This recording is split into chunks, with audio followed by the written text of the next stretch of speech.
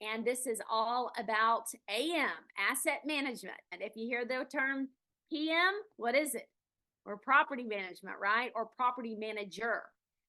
Our goal is to high level 30,000 foot view. This is the awesomeness of MIA. You know, we talk about how owning multifamily is literally a 4-quarter game. The first quarter is finding the deal. The second quarter is closing the deal.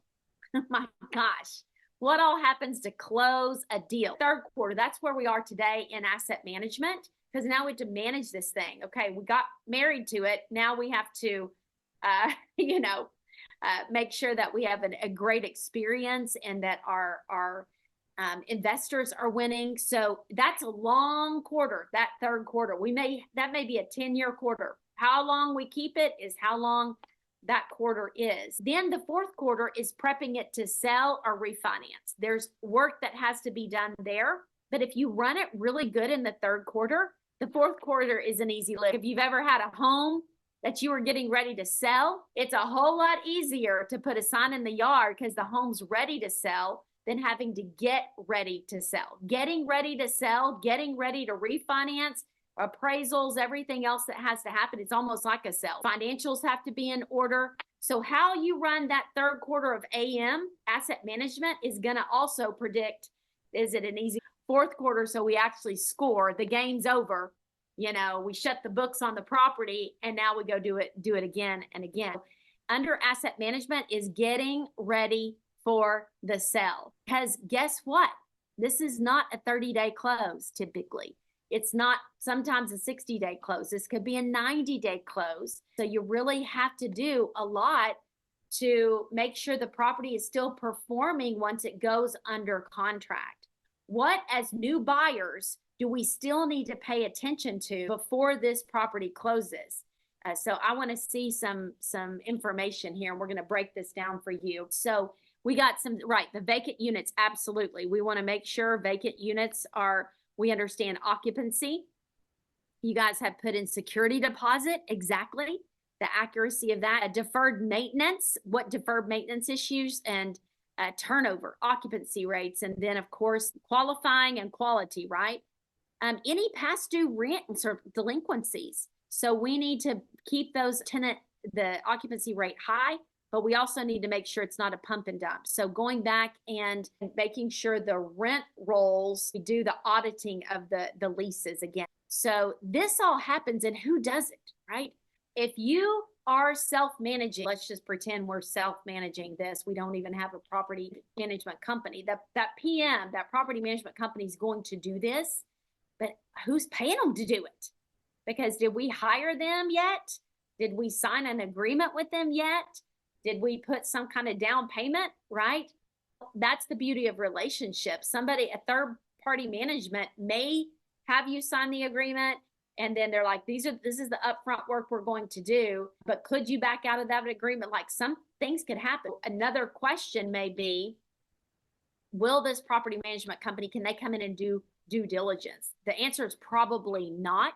These are the things that definitely your property management company is going to handle, and you may have to sign an agreement with them. There might be some kind of upfront money. Some property management companies may not even get involved until you guys have keys. That's really playing a lot of defense. Ideally, we want to have offense with this company. Now, there's also, we got to know, can they get on property and what access do they have? Some sellers are like, come on in. You know, we know y'all haven't bought it yet, but you're welcome to come. Some sellers maybe, keeping stuff back and nope, you got to stay at a distance and we'll provide you financials, maybe. But you've got to have these conversations. Who's going to be the middleman or middlewoman, the mediator, right? The broker. The broker is going to be that middle person that you're working with. Some cases have a buyer's broker that is representing you, and then those brokers are working together. But typically what we're working with the seller's broker, and that's where relationships built too, because guess what? They want your business when you decide to sell it, right? They want reciprocity. So they already know the property, and it's different than a residential exchange. because they really do want to have good graces and good relationship with the new buyers coming in, because they want that business down the road. And so now, if we're not keeping the same property management company, we're going to come in with a whole new coaching staff. Imagine that. There was talk about the Dallas Cowboys coach. Is he going to stay or is he going to get booted? Well, if he gets booted, probably a lot of his staff gets booted. So ideally, this is some insider secrets, guys. You have to know going in, is this a seller that is vertically integrated? Meaning this is their property manager. Let's call her Sheila. Sheila is either going to get transferred to another property once it sells that they own, or Sheila's out of a job. So we're walking with Sheila and we're like, hey, Sheila, okay, no, the owner is in California, great, and he self-manages. What's the plan once this property sells? Oh, well, I may be moving down the street to another property. Oh, okay, sounds great. Would you ever consider, or would you ever be willing to potentially come aboard and stay on property? That's how you word it. We're not offering her a job. We're asking her if she's open to it. Would you be open to? And so now what happens? Her spidey senses go up. Oh my gosh, I may have a new opportunity to stay here. I know the property.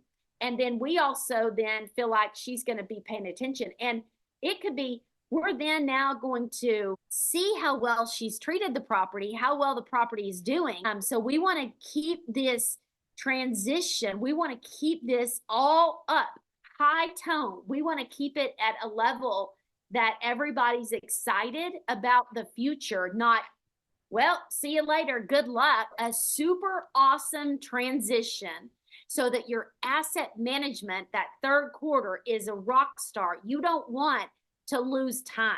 I've ever run track, right? The baton pass.